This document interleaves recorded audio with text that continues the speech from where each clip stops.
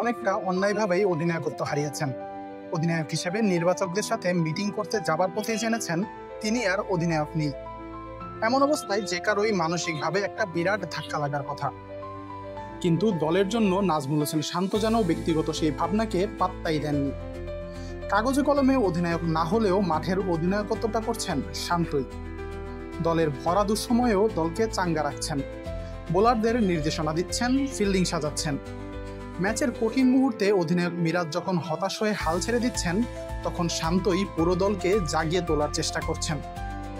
অবস্থাটা এই যে মাঠের অধিনায়ক এখনো যেন নাজমুল হোসেন শান্তই। দীর্ঘদিন ধরেই অধিনায়ক শান্তকে গড়ে তুলেছে বিসিবি।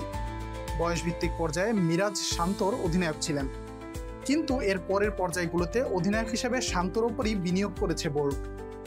বিসিবির আয়োজিত যে কোনো টুর্নামেন্টেই শান্তকে অধিনায়ক করেছে তারা। সিনিয়র ক্রিকেটারদের পালা ফুরাবার সাথে সাথেই শান্তর হাতেই অধিনায়কত্ব তুলে দেওয়া হয় 2023 বিশ্বকাপের পর। অধিনায়ক হওয়ার পর ব্যাট হাতেও ক্যারিয়ারের সেরা সময়টাই কাটাচ্ছিলেন শান্ত। অধিনায়ক হিসেবে শান্ত খারাপ করছিলেন তা বলা যাবে না। ওয়ানডেতে 2023 বিশ্বকাপ থেকেই চলমান বাজে সময়কে একপাশে সরিয়ে রাখলে বাংলাদেশকে বেশ ভালোই নেতৃত্ব দিয়েছেন তিনি।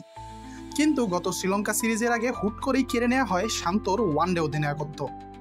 এরপর অনেকটা অভিমানেই নিজ থেকে টেস্টের অধিনায়কত্ব ছাড়েন শান্ত, কিন্তু সেই অভিমানের আঁচ দলে টেনে আনেননি। শ্রীলঙ্কা সিরিজ থেকেই ফিল্ডিংয়ে দলের সবচেয়ে অ্যাক্টিভ ক্রিকেটারটার নাম নাজমুল হোসেন শান্ত। একের পর এক ম্যাচ হারা বাংলাদেশের বোলার ফিল্ডারদের মনোবল চাঙ্গা রাখা চারটিখানি কথা নয়। অধিনায়ক মিরাজও মাঝে মাঝে হতাশ হয়ে হাল ছেড়ে দেন বলেই মনে হয়।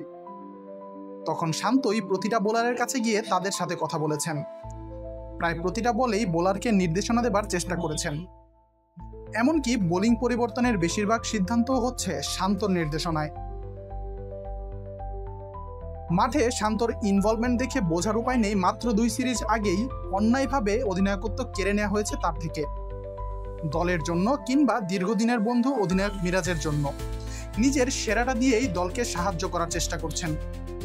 টিম শিটে অধিনায়ক হিসেবে মিরাজের নাম লেখা থাকলেও বাংলাদেশের সবশেষ ওয়ানডেগুলো পর্যবেক্ষণ করা যে কেউ স্বীকার করবেন, মাঠে বাংলাদেশের নেতা এখনও নাজমুল হোসেন শান্তই।